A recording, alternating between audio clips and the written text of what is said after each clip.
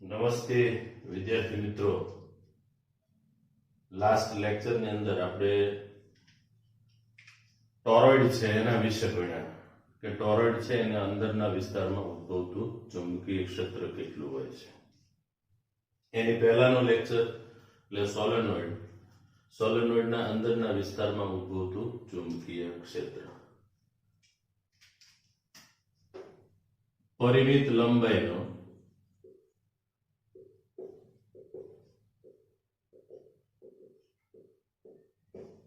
ના સોલેનોઇડમાં ઉદ્ભવતું ચુંબકીય ક્ષેત્ર B બરાબર μ0 ni/2 કૌંસમાં sin θ1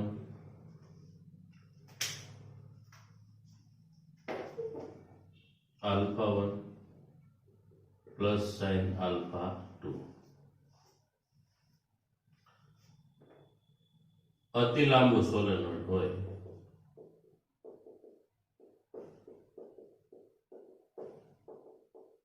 ત્યારે α1 ને α2 ની વેલ્યુ આપણે π/2 મૂકવાની, એટલા માટે કે જેમ એના છેડા દૂર હશે એમ જે એની અક્ષ ઉપરના બિંદુ પાસે તીવ્રતા શોધવી હતી એને જોડતો આપણે રેખાખંડ દોરીએ તો એ લગભગ એને સમાંતર થાય. એટલે B = μ0 ni થયું. જ્યાં સ્મોલ n છે એ કેપિટલ N/L છે, એટલે એકમ લંબાઈ દીઠ આટા. એવી જ રીતે સોલેનોઇડ છે એના બે છેડા આપણે ભેગા કરી દઈએ અને વર્તુળાકાર વાળી દેવામાં આવે તો એ બની જાય છે ટોરોઇડ. ટોરોઇડના અંદરના વિસ્તારમાં ઉદ્ભવતું ચુંબકીય ક્ષેત્ર. એ પણ આપણે સૂત્ર મેળવ્યું, B બરાબર μ0 ni છે. પરંતુ ટોરોઇડની અંદર n બરાબર કેપિટલ N/2πr આવે, જેને આપણે કહીશું એકમ પરિઘ દીઠ આટાની સંખ્યા થાય. એટલે B બરાબર μ0 કેપિટલ Ni/2πr થયું. મિત્રો, ટોરોઇડની અંદર જ્યારે આ R લેવાનો થાય ત્યારે અમુક એક્ઝામ્પલની અંદર, દાખલા તરીકે આ ટોરોઇડ છે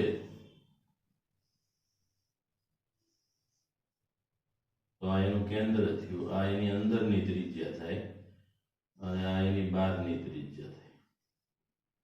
હવે તમે જે R ની વાત કરો છો એ R એટલે આ જે એની અક્ષ હોય ટોરોઇડની એ ડિસ્ટન્સ થયું કહેવાય.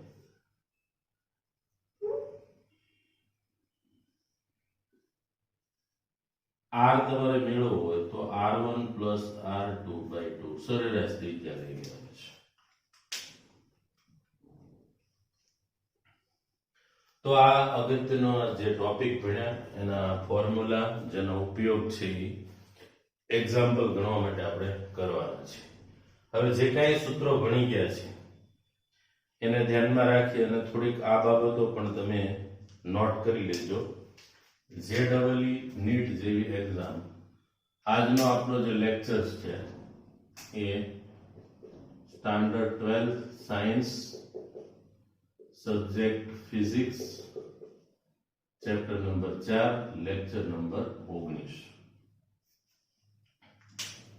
સૌથી પહેલા સોલેનોઇડ માટે યાદ રાખો,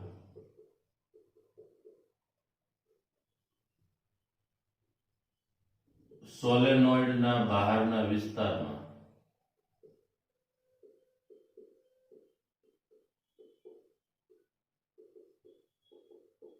ચુંબકીય ક્ષેત્ર શૂન્ય હોય છે, કારણ કે નજીકના આંટાઓ બહારના વિસ્તારમાં એકબીજાની અસર નાબૂદ કરે છે. બીજો મુદ્દો, સોલેનોઇડની અંદરના વિસ્તારમાં ચુંબકીય ક્ષેત્ર બધી જ જગ્યાએ સમાન હોય છે, એક જ ડાયરેક્શનમાં હોય છે. એવી જ રીતે બીજો એક ટોપિક જે ભણ્યા છીએ, ટોરોઇડ.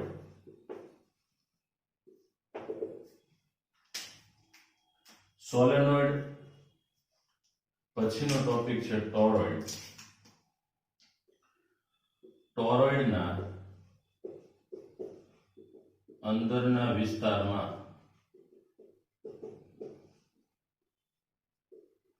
ઉદ્ભવતું ચુંબકીય ક્ષેત્ર બધી જ જગ્યાએ સમાન હોય છે.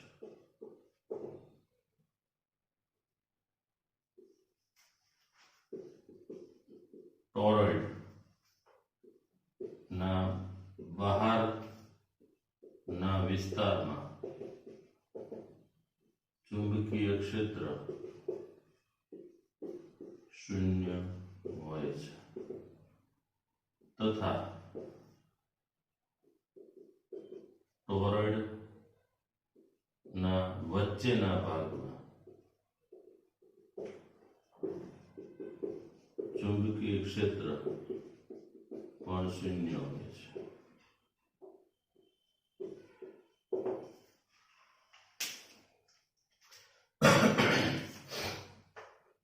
આપણે ટોરોઇડ છે એની આકૃતિ દોરી અને બી ક્યાં 0 હોય એ જોઈ લઈએ.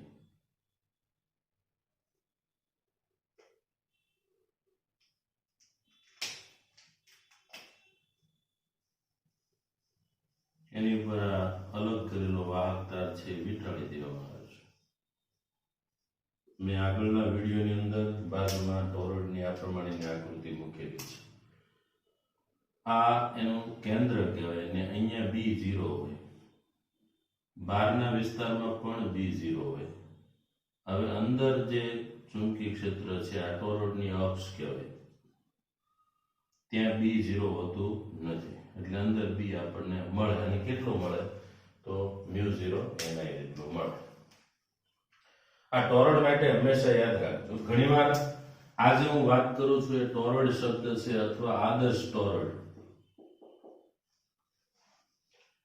એવો શબ્દનો ઉલ્લેખ હોય ત્યારે આ પ્રમાણે ચુંબકીય ક્ષેત્ર હોય છે. આદર્શ ટોરોઇડ ન હોય તો થોડું ઘણું ચુંબકીય ક્ષેત્ર બહારના અંદરના વિસ્તારમાં એટલે હોય કે જે નજીકના આંટાઓ છે એ સંપૂર્ણપણે એકબીજાની અસર નાબૂદ કરતા હોતા નથી. તો અગત્યની બાબત છે જે આપણે લાસ્ટ લેક્ચરની અંદર ભણ્યા હતા એને યાદ કરી લીધી. હવે આપણે આના રિલેટેડ થોડા એક્ઝામ્પલ્સ છે એ સોલ્વ કરવાના છે. સૌથી પહેલા તો આ જે બાબતો છે એને નોટ કરી લેશું.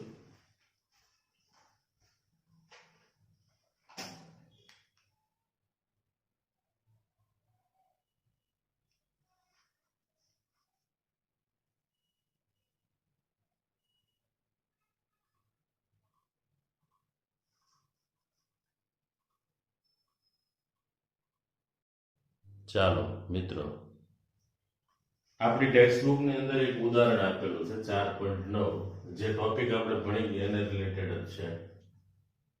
હવે અહીંયા એક ઉદાહરણની અંદર જે કાંઈ વિગતો તમને આપી છે એ આપણે વાંચતા જઈએ અને અહીંયા એનું લિસ્ટ બનાવતા જઈએ. 1 સેન્ટીમીટર ત્રિજ્યા. હવે સોલેનોઇડ છે એનો આ એક્ઝામ્પલ છે. એટલે 1 સેન્ટીમીટર ત્રિજ્યા અને 0.5 મીટર લંબાઈ નો સોલેનોઇડ 500 આટા ધરાવે છે, એટલે આ કોઈ સોલેનોઇડ હશે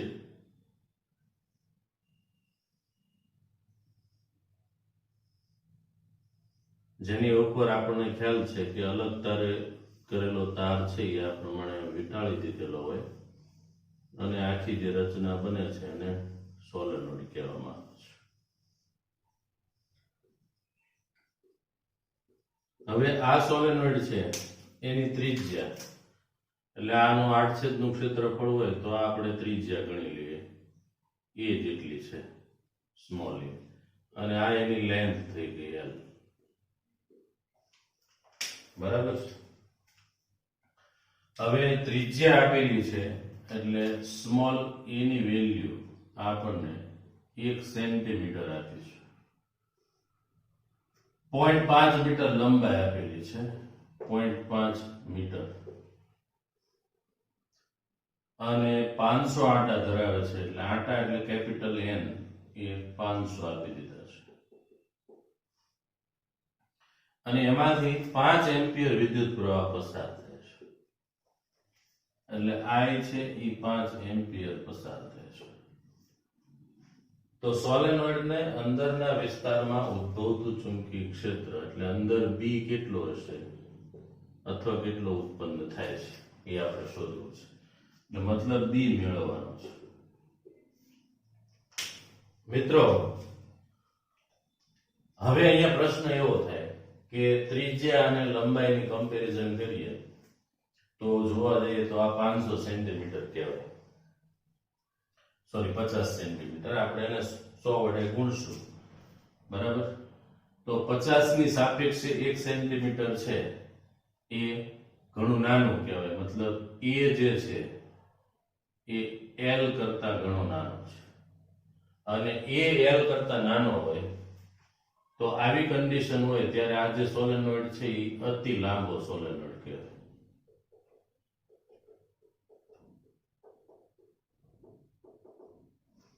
બરાબર, આનો અર્થ એ થયો કે મારે જે સૂત્ર વાપરવાનું છે એ પરિમિત લંબાઈના સોલેનોઇડનું નહીં પણ અતિ લાંબા સોલેનોઇડ. તો અહીંયા લખશું આપણે અતિ લાંબા સોલેનોઇડના અંદરના વિસ્તારમાં ઉદ્ભવતું ચુંબકીય ક્ષેત્ર. તો અંદરના વિસ્તારમાં ઉદ્ભવતું ચુંબકીય ક્ષેત્ર એટલે B બરાબર μ0 Ni છે. હવે સ્મોલ n એટલે એકમ લંબાઈ દીઠ આટાની સંખ્યા થઈ, પણ તમને અહીંયા n અને l આપેલા છે એટલે તમે જે સ્મોલ n છે એની જગ્યાએ કેપિટલ N/L મૂકી દો તો B બરાબર μ0 કેપિટલ Ni upon L થયું. હવે μ0 એટલે એની વેલ્યુ ખબર છે 4 pi into 10⁻⁷. n એટલે આટા એ 500 છે, અને I એટલે 5 એમ્પિયર વિદ્યુત પ્રવાહ છે, અને L એટલે 0.5 મીટર છે.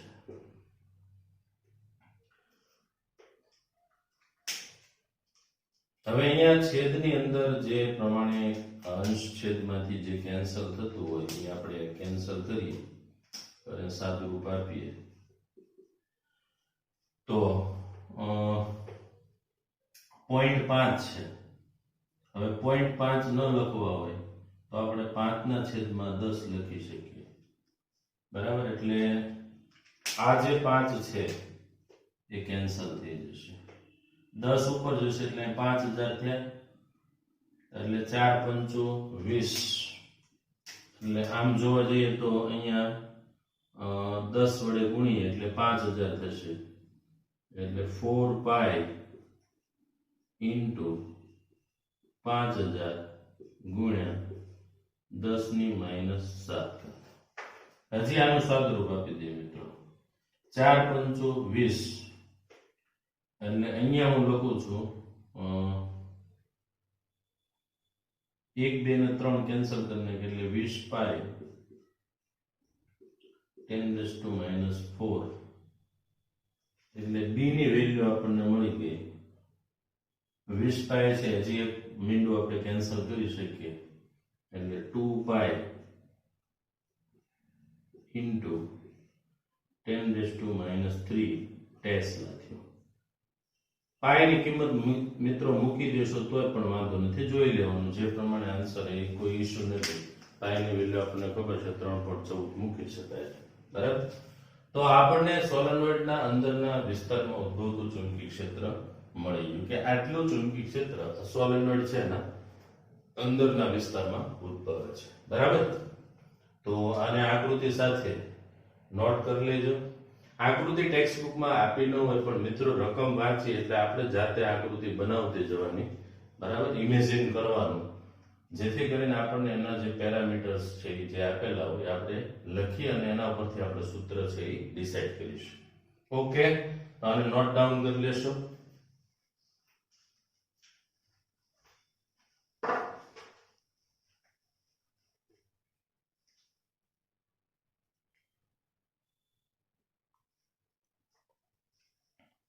ચાલો એક और एग्जांपल જોઈએ સ્વાધ્યાયનો.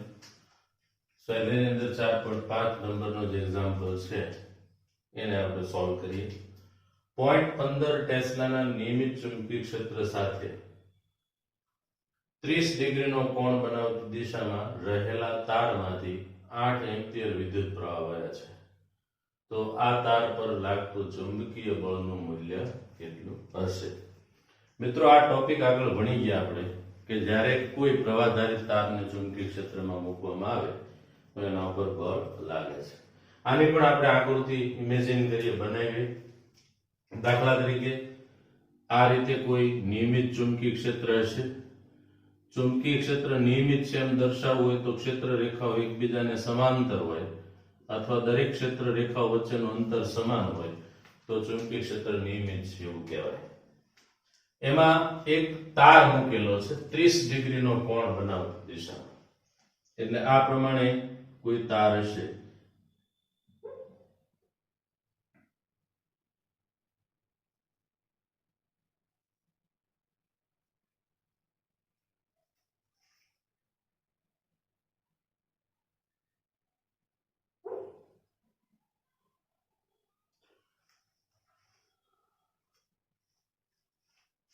અને એ ચુંબકીય ક્ષેત્ર સાથે 30 નો ખૂણો બનાવે છે, એટલે આ જે બી છે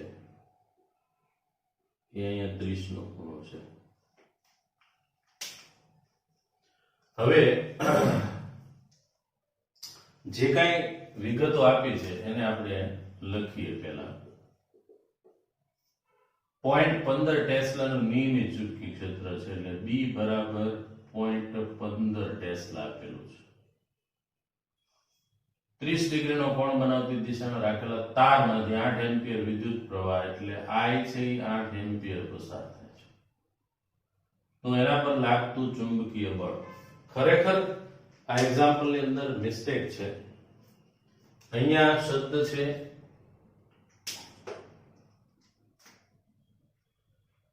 તાર પર નહીં પણ તાર એકમ લંબાઈ દીઠ.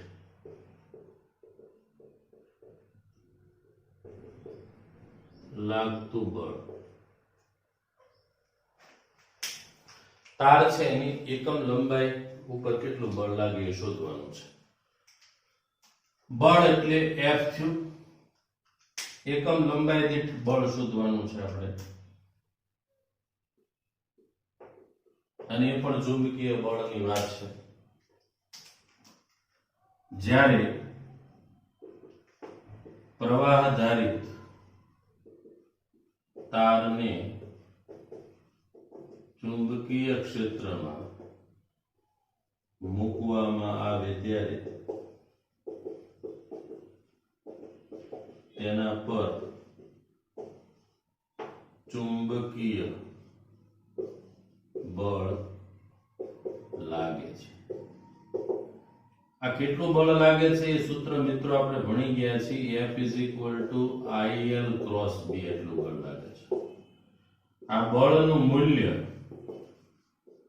હવે અહીંયા તમારી પાસે મૂલ્ય જ માંગ્યું છે, તો મૂલ્ય માટે માનાંક આપણે કરી દઈએ તો f = ILB sin θ થઈ ગયું. તો આ સૂત્ર આપણી પાસે આવી ગયું. હવે આપણે બળ શોધવાનું છે. થીટા આપણે કોની વચ્ચેનો ખૂણો લેવાનો છે? તો કે IL અને B વચ્ચેનો ખૂણો. દાખલા તરીકે મિત્રો આપણી પાસે જે તાર છે એમાંથી હું એક નાનો ખંડ લઈ લઉં અને આ ડાયરેક્શનમાં પ્રવાહ પસાર થતો હોય તો આ આઈડિયલ સદિશ થયો. બરાબર? તો થીટા આપને ઓલરેડી આપી દીધો છે કે ભાઈ એંગલ છે એ થીટા 30 છે. તો અહીંયા એકમ લંબાઈ દીઠ બળ શોધવું છે એટલે લંબાઈને હું છેદમાં લઈ લઉં છું એટલે F/L બરાબર IB sin θ થયું.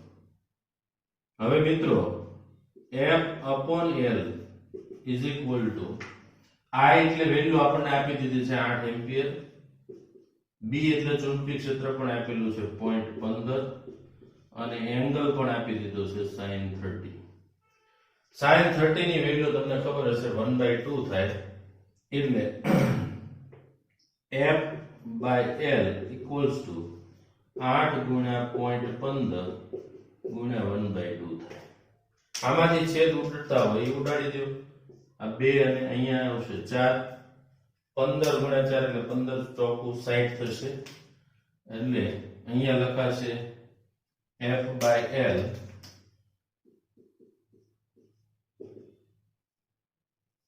(0.60 ન્યૂટન પર મીટર. આ F/L એટલે એકમ લંબાઈ દીઠ તાર પર લાગતું ચુંબકીય બળ.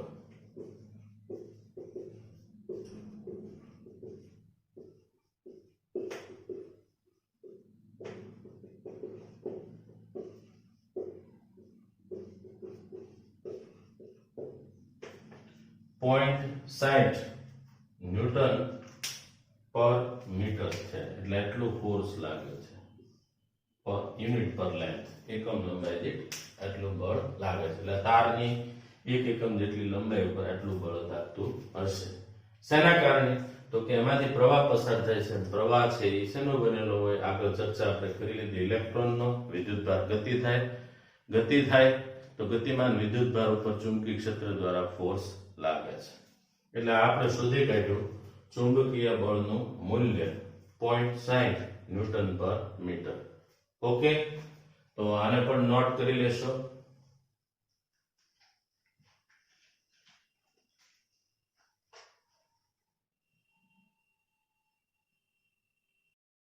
ચાલો મિત્રો, એક બીજો એવો એક્ઝામ્પલ આપણે સોલ્વ કરીએ જે આગળના ટોપિકને રિલેટેડ હોય. સ્વાધ્યાય 4.6. 3 સેન્ટીમીટર લંબાઈના તારમાંથી 10 એમ્પિયર વિદ્યુત પ્રવાહ પસાર થાય છે. 3 સેન્ટીમીટર તમને તારની લંબાઈ આપેલી છે. એટલે પહેલા જે કઈ ડેટા આપણને આપેલો છે એને આપણે નોટ કરી લઈએ. L બરાબર 3 સેન્ટીમીટર યાની 3 ગુણ્યા 10⁻² મીટર. હું સાથે સાથે એને એમ્પિયર્સ પદ્ધતિમાં ફેરવતો જાઉં છું. 10 એમ્પિયર વિદ્યુત પ્રવાહ એટલે I બરાબર 10 એમ્પિયર. એક સોલેનોઇડમાં તેની અક્ષને લંબ રૂપે મૂકેલો છે અને આ સોલેનોઇડની અંદર ચુંબકીય ક્ષેત્ર છે એ 0.27 ટેસ્લા છે. તાર પર કેટલું ચુંબકીય બળ લાગે? હવે સોલેનોઇડ છે ને અંદરના વિસ્તારમાં ઉદ્ભવતું ચુંબકીય ક્ષેત્ર શોધવાનું સૂત્ર ભણી ગયા અને અંદર બધે ચુંબકીય ક્ષેત્ર સમાન હોય એવું પણ ભણી ગયા. દાખલા તરીકે આ કોઈ સોલેનોઇડ છે.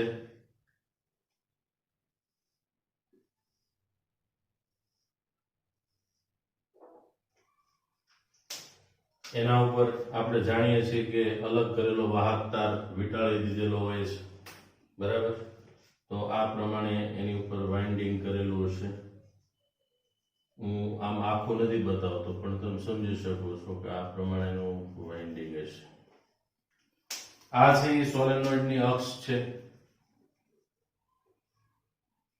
હવે સોલેનોઇડની અક્ષને લંબ રૂપે રાખેલું છે એટલે I ની અક્ષ છે, તો લંબ રૂપે એટલે મિત્રો આ પ્રમાણે છે. એમાંથી પ્રવાહ પસાર થાય કારણ કે અંદરના વિસ્તારમાં ચુંબકીય ક્ષેત્ર છે એ સોલેનોઇડની અંદર આ પ્રમાણે છે.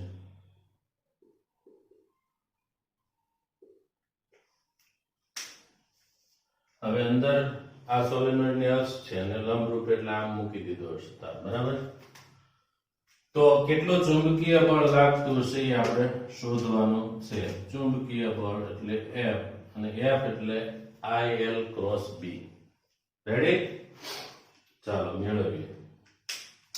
જે સ્થિતિ આપી છે સિચ્યુએશન એમાં આપણને જે ડેટા આપ્યો છે, તો સોલેનોઇડ છે એના અંદરના વિસ્તારમાં ઉદ્ભવતું ચુંબકીય ક્ષેત્ર પણ આપી દીધું છે. હવે આપણે બળ શોધવાનું છે. તો પ્રવાહ આધારિત તાર પર ચુંબકીય ક્ષેત્રમાં લાગતું ચુંબકીય બળ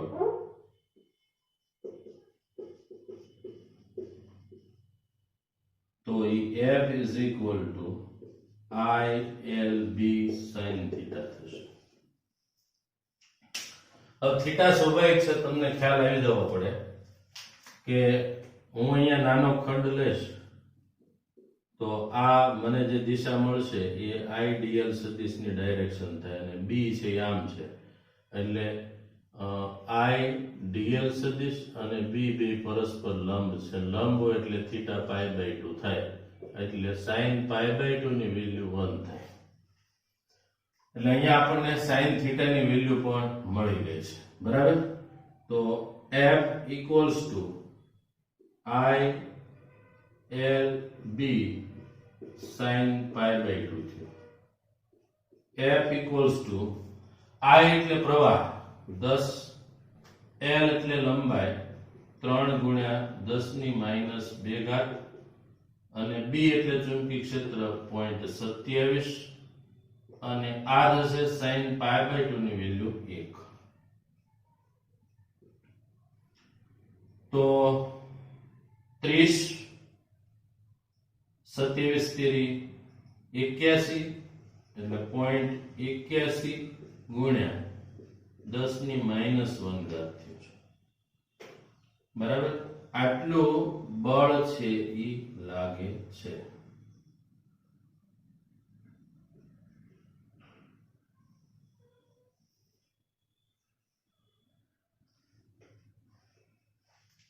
અથવા તમે આવું એક પોઈન્ટ કાપવો હોય તો 10 વડે જે ભાગી નાખીએ એટલે 0.081 ન્યૂટન